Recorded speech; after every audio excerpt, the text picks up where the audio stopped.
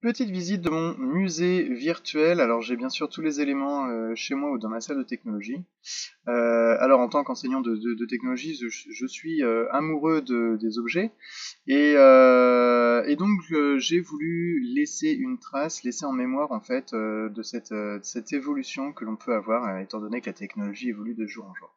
Alors actuellement, là nous sommes début janvier, j'ai 125 objets et 52 pièces de monnaie actuellement référencées sur mon musée, dans mon musée.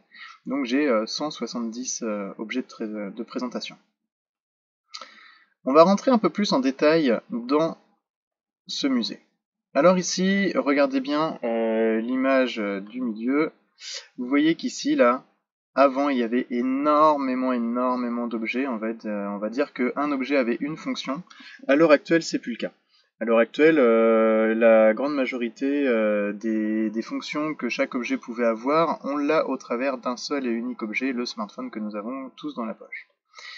Alors, je vais faire une petite présentation très rapide de ce musée. Donc vous voyez ici, je pars du Crétacé. Alors bien sûr, du Crétacé, c'est avant les dinosaures. Il n'y avait pas d'objets, hein, il n'y avait pas d'homme pour façonner des objets. Mais j'ai quand même des pièces, des fossiles que j'ai pu moi-même récupérer dans la terre. Donc j'ai préféré aussi le montrer. Donc je pars du Crétacé, enfin plutôt de la préhistoire concernant les objets, et j'arrive jusqu'à dans les années 2010. Alors j'ai pas forcément les décennies de 2020 parce que ça reste les objets que l'on a à l'heure actuelle ici avec nous. Alors on va rentrer un peu plus ici dans le Crétacé, le Jurassique au Crétacé. Alors ici j'ai des fossiles qui datent d'il y a moins 200 millions jusqu'à moins 545 millions d'années. Donc c'était avant les dinosaures, c'était entre guillemets les premiers êtres vivants qui pouvaient y avoir sur Terre et dans la mer principalement. Ici, on va partir de la préhistoire. Alors à la préhistoire, ici, là, ce que vous avez, là, c'est cette pierre-là. Cette pierre-là fait la taille à peu près de 5-6 cm. C'est une biface, c'est-à-dire que c'est du silex qui a été façonné par les hommes préhistoriques pour être utilisé comme outil. Alors ici, on ne le voit peut-être pas sur la photo, mais normalement, il y a une toute petite pointe qui est juste au-dessus. Et en fait, ça servait d'outil pour couper, tailler, ou pourquoi pas mettre sur la pointe d'une flèche pour pouvoir éventuellement tuer, chasser. Mais celle-ci, elle est, je pense, principalement a été utilisée pour tailler.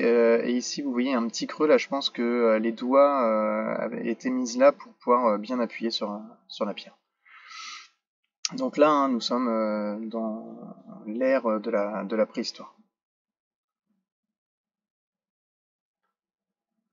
Ensuite, dans les années 1800, donc on fait un grand bond, hein, on était à la préhistoire en 50 000, il y a 50 000 ans. Là maintenant, dans les années 1800. 1800, nous sommes dans l'ère des empereurs français, de Napoléon principalement, et donc ici j'ai des pièces de Napoléon III, les années 1950, et juste après la Première République, du coup 1880, où là nous avons la monnaie avec on voit bien ici la marine. Alors j'ai aussi un élément ici, c'est un fer à repasser en fonte, peut-être que vous en avez déjà vu, qui date du coup du 19e siècle. Alors ici vous pouvez voir hein, des habits qu'on pouvait avoir en 1800, comment c'était dans la haute bourgeoisie de 1800.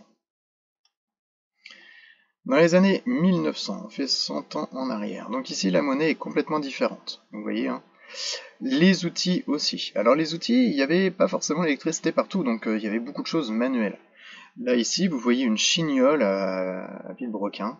Et en fait, ici, là, il faut imaginer qu'on mettait un fourret, on maintenait ici, et on tournait la manivelle, et ça faisait une perceuse. Ici, vous avez un moulin à café de la marque Peugeot Frères. Alors là, je vous dis, hein, n'hésitez pas à aller voir la petite vidéo ici que j'ai faite. C'est concernant l'ouraline. L'ouraline, en fait, c'est un mélange de verre et d'uranium. Et cette bouteille, en fait, cette bouteille à siphon est faite en ouraline. Et vous verrez, il y a une petite expérience sympa à faire que j'ai démontré dans la vidéo.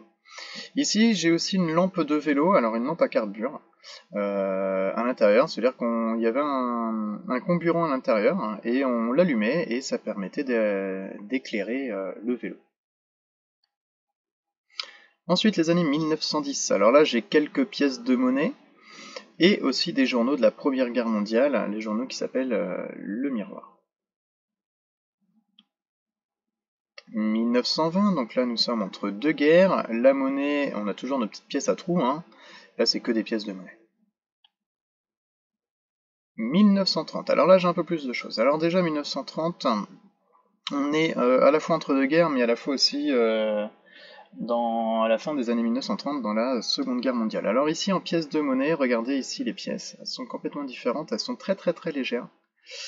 Je vais pas vous dire de bêtises, hein, j'ai pas regardé le matériau. Une balance, alors une vieille balance, une balance Roberval. On est à peu près dans ces années-là, 1930. L'appareil photo Kodak. Alors pour la musique, j'ai aussi un vieux gramophone à valise. Alors il est plus du tout fonctionnel, mais pour moi je trouve que c'est un magnifique objet. Et enfin, concernant la médecine, il y avait ici, j'ai une petite valise où là ce que vous voyez en vert, ce sont des électrodes que l'on plaçait sur le corps. Et ici, ben, on jouait sur l'intensité électrique pour pouvoir nous soigner avec ces différentes électrodes en verre. Donc là, nous sommes dans les années 1930. On va aller maintenant dans les années 1940. Donc là, 1940, hein, Seconde Guerre mondiale. L'Allemagne envahit une grande partie de l'Europe. Mais ici, j'ai principalement que des pièces. 1950. Alors là, nous sommes dans l'après-guerre, on reconstruit un peu tout. Les pièces de monnaie sont celles-ci. Là, j'ai retrouvé une vieille règle à calculer. Alors, c'était l'ancêtre de la calculatrice, hein, où il y a des cosinus, des sinus, et ainsi de suite dessus. Des appareils photo, alors toujours un Kodak aussi ici. Donc là, c'est l'évolution de celui que je vous ai présenté avant. Des outils, donc là, pareil, hein, la chignole tout à l'heure, c'est toujours sans électricité, hein, c'est l'ancêtre de la perceuse, hein, c'est une perceuse à main, techniquement. Mais là, cette fois-ci, en fait, il y a des engrenages à l'intérieur de la partie orange, et en tournant la manivelle, eh ben, ça permet de faire tourner le forêt après qui est au bout. Alors, concernant le son, le sonore, ici, j'ai un poste de radio en bois. Un poste de radio, à l'intérieur, ce sont des ampoules qui permettent de faire tout le système de radio, le fonctionnement. Fer à repasser, cette fois-ci, c'est plus un vieux fer en fonte, hein, il y a l'électricité qui va avec. Et enfin la balance, donc là c'est une balance à plateau des années 50-60 qui était dans une boucherie. Voilà pour les années 50. Les années 60, donc ici, pièces de monnaie, voilà. C'est un peu plus travaillé, un peu plus dessiné. En termes de véhicules, j'ai un vieux vélo de la marque Liberia, donc c'est une marque française. Une machine à écrire, qu'une grande majorité avait chez soi. Bien sûr, en 1960, il n'y avait pas d'ordinateur, hein. Les téléphones, alors pareil, hein, pas de téléphone portable ni rien, hein, ça n'existait pas. Et on avait ce téléphone ici à cadran. Et ici, c'est un téléphone de standard à cadran, où on pouvait dispatcher différents appels dans des bureaux. Concernant le visuel, ici, vous avez un projecteur de bobines de film Super 8. Et ici, concernant le son, donc d'autres postes de radio, toujours en bois. Des enregistreurs sonores. Donc on enregistrait des bandes son sur des bandes. Et ouais, regardez bien comme les designs qu'on pouvait avoir. Alors, magnétoscope cassette, et oui, parce qu'à la fin des années 60, en fait, enfin plutôt au début des années 60, il y a eu l'apparition des premières cassettes audio. Alors, et en même temps que la cassette audio, il y a eu les premiers magnétocassettes, les enregistreurs de cassettes. Et enfin, bien sûr, les tourne-disques, les manches-disques, donc ici vous en avez de différentes matières, hein. Ici qui pourrait ressembler à du cuir, ici du total plastique, ici en tissu, et là en faux peau de crocodile, en faux sky. Alors là c'est plutôt marrant parce qu'on voit que les designs, les objets étaient vraiment assez design, et on jouait aussi sur les matières, les couleurs, les textures. Maintenant allons dans les années 70. Alors, dans les années 70, je vais commencer par la monnaie, hein, on est dans les francs ici, hein, toujours pas d'euros. En termes de stockage, on a créé donc du coup les ordinateurs, et pour permettre de stocker, on avait des grandes disquettes, comme ceci. En visuel, les appareils photo changent. Ici, j'en ai deux de la marque Polaroid. Et en télévision, on a des grosses télévisions comme celle-ci, et des plus petites là, de la marque Pathé ici, et Philips de l'autre.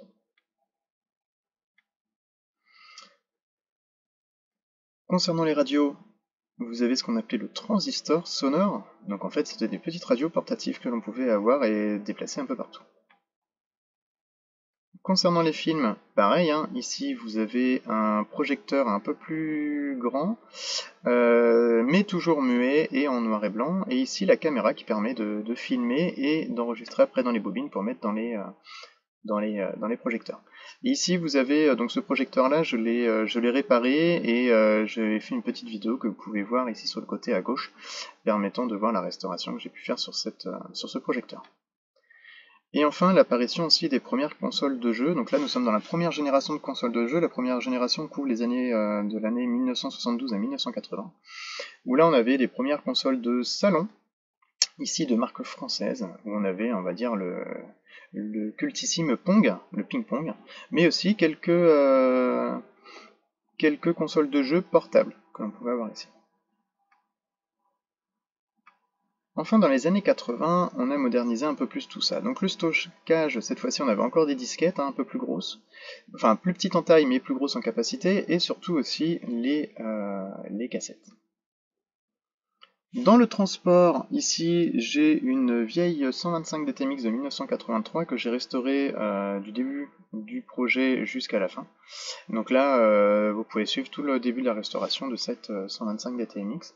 Donc ça, en fait, c'était les trails dans les années 80, il y a eu, même fin 70-80, il y a eu l'apparition des trails, donc des motos 125 qui permettaient de la liberté, on va dire, de jeunes adultes en France. En termes de communication, donc les téléphones, c'est exactement le même principe que le téléphone à cadran, sauf que cette fois-ci, il a des touches, hein, et on retrouve toujours la même fonction, je ne l'ai pas dit tout à l'heure, de l'écoute par une deuxième personne avec ce qu'il y a à l'arrière. Et aussi l'apparition du Minitel. Alors le Minitel, comment je pourrais vous dire, c'est un système qui pourrait ressembler un peu à Internet, et où on pouvait avoir certaines recherches dedans. En termes de visuel, donc les appareils photo changent, hein, nous avons des appareils photo un peu plus perfectionnés. Et aussi des plus petits qui tiennent dans les poches. Voilà. Un peu film d'espion que l'on pouvait avoir. Ici, concernant la projection, j'ai quelque chose qui s'appelle une visionneuse de microfiches. Alors ça, par exemple, vous pouvez, à l'époque, trouver ce type d'appareil dans les garages automobiles où les concessionnaires n'avaient pas forcément tout le manuel papier avec lui, mais sous microfiches. Donc en fait, c'était des petites fiches vraiment petites, hein, format carte postale, on va dire, transparente avec toutes les caractéristiques par exemple d'une voiture, hein, et cette fiche on la mettait à l'intérieur du plateau et par un système de lumière et ben, ça se projetait ici en plus grand sur cet écran. Bien sûr, tout ce qui est en lien avec les diapositives, on mettait les diapositives et on projetait pareil avec la lumière et un système de loupe. Les machines à écrire sont un peu plus perfectionnées. Ici, on est à la limite entre l'informatique et la machine à écrire. C'est une machine à écrire électrique. Les anciens multimètres, donc des appareils de mesure d'électricité, de courant. Les consoles de jeux, là nous sommes dans la deuxième génération, où on a aussi une multitude de consoles portables, où une console avait un jeu principalement, et aussi une console, l'Atari 2600, où là cette fois-ci on achetait des cartouches et on les mettait dans les consoles. La troisième génération arrive avec les grandes marques comme Nintendo. Ici c'est la Famicom de 1983, c'est la version japonaise de la NES qui est sortie un poil avant, un tout petit peu avant la NES, la Nintendo. Et enfin le concurrent de Sega avec la Master System. Et en termes de sonore, on avait le traditionnel baladeur cassette qui était l'ancêtre du lecteur MP3 et ainsi de suite, et du lecteur CD qu'on va trouver dans les années 90. Alors, ici, dans les années 90, on avait le début d'Internet, on va dire, dans les foyers. Plus en plus de personnes avaient des ordinateurs portables avec soi, et donc derrière avaient forcément des Internet. Et à l'époque, pour Internet, on achetait un CD, on installait Internet, on avait ce qu'on appelle un CD de découverte. Alors, il existe aussi des organiseurs. Les organiseurs, c'est des mini-ordinateurs portables qui, c'est même pas ordinateur parce qu'il n'y a pas forcément de grand traitement de texte ni rien, mais ça permet de s'organiser. On mettrait notre agenda, des petites listes, des mémos, on mettait à l'intérieur aussi nos contacts téléphoniques et ainsi de suite. La monnaie, nous sommes toujours en francs. Voilà, il n'y a toujours pas l'euro. Ici, la calculatrice.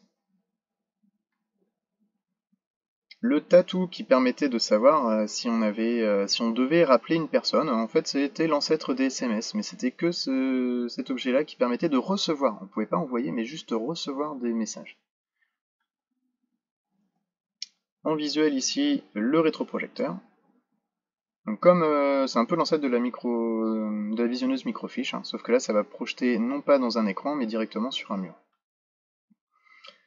En termes de console de jeu, donc la 4ème génération arrive avec les Game Boy, les Game Boy Pocket, les Mega Drive, les Super Nintendo, et encore des petits jeux comme ça, hein, comme vous pouvez voir ici, le Brick Game 2 en 1, où on pouvait jouer qu'au jeu Tetris.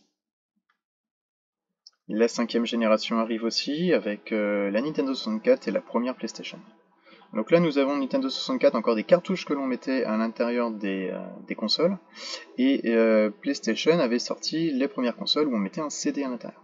Alors regardez ici aussi l'ergonomie et essayez de regarder dans les consoles de jeu la prise en main des manettes et la différence de support de jeu. Et enfin dans le sonore, donc là on n'a plus le lecteur cassette, hein, mais on a un lecteur CD. Et ici nous avons encore un vieux lecteur cassette quand même parce que ça fonctionne encore toujours bien, avec une double bande. Les années 2000, on se rapproche un peu plus de ce que l'on peut connaître nous actuellement, donc en termes de communication, les différents téléphones portables. Alors on a commencé par le classique. Le classique, hein, avec des touches et ainsi de suite, et ceux qui étaient un peu plus aisés avaient, pourquoi pas, le BlackBerry. Donc avec BlackBerry, on commence à être un peu plus développé. Alors, on avait aussi des téléphones à clapet, où là on avait différentes fonctions. Ici, celui-là, le Sony Ericsson, vous avez un appareil photo ici qu'on pouvait pivoter avec le doigt, et le mettre devant ou derrière. Donc ici, pareil, avec clapet, avec le petit appareil photo qu'on n'avait pas dans le classique tout à l'heure. Ensuite, on avait aussi les coulissants. Alors celui-là, regardez bien, c'est la marque Walkman. On dirait un petit lecteur MP4 lorsqu'il est coulissé. Donc du coup, quand on voit plus les touches. Et c'est fait exprès, donc c'est Sony qui avait sorti avec, en faisant la marque Walkman, donc un lecteur MP3 de téléphone.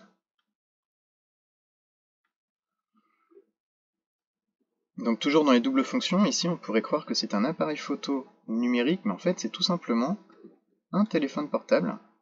Donc il avait une double fonction. Celui-là, il est juste magnifique. Regardez, c'est une œuvre d'art pour moi.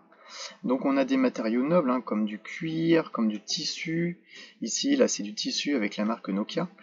Et en fait, avec le rouge carmin, on pouvait rappeler le rouge des rouges à lèvres, pardon. Et ici au milieu, c'était l'écran, mais en fait, ça servait aussi de miroir. Donc voilà. Donc là, double fonction parce que ça permettait de se voir et faire croire qu'on se maquillait et ainsi de suite. Et enfin, les écrans tactiles est apparu et maintenant on a quasiment que du tactile avec un écran qui prend toute la place du téléphone. En termes de stockage, donc là on n'a plus de disquettes, mais on utilise principalement des CD et des clés USB qui commencent à grossir de plus en plus. Donc là je vous ai mis l'intérieur d'un disque dur, d'un ordinateur.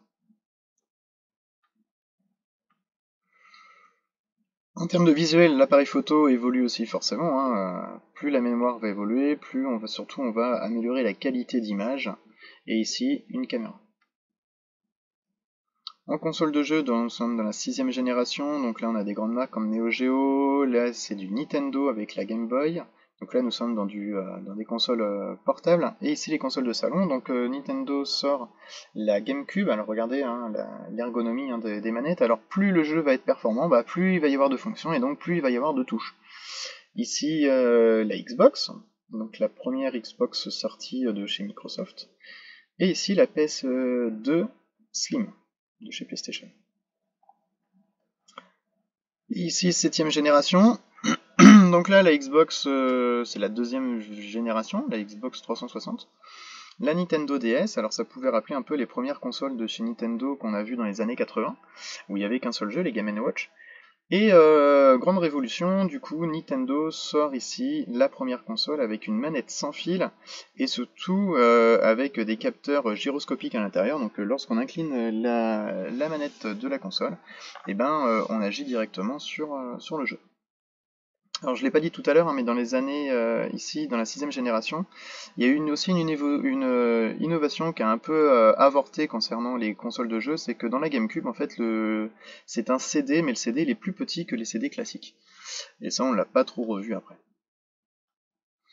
Et enfin, le sonore, donc là, on sort du Walkman avec la cassette, du lecteur CD, maintenant on a des lecteurs MP3, où en fait c'est une clé USB que l'on branche à l'ordinateur, on télécharge les musiques à l'intérieur, et on peut directement avoir notre musique dans ce petit système de stockage. On branche un casque et on a la musique. Et enfin, les années 2010, donc là c'est ce qui se rapproche le plus de nous à l'heure actuelle. Donc là, dans ma salle de technologie, bien sûr, j'ai l'imprimante 3D, un grand objet qui révolutionne un peu le monde de l'industrie et du prototypage. En termes d'appareil photo, donc là celui-là c'est un ancien que j'ai qui était cassé, donc j'ai fait une vue éclatée, on va dire, de cet appareil photo numérique. Et en console de jeu, bah, là à l'heure actuelle j'ai la 8ème génération. Il faut se dire que les PlayStation 5 c'est la 9ème génération. Donc là j'ai que à la 8ème avec la Xbox One, la PS4 et la Nintendo Switch, où là pareil Nintendo continue dans les évolutions, dans l'innovation, en faisant une console à la fois de salon et portable, et aussi avec les manettes sans fil où on agit directement en inclinant la manette. Donc voilà, j'espère que cette visite de musée vous a plu, n'hésitez pas à y aller. Je vous remercie. Bonne visite.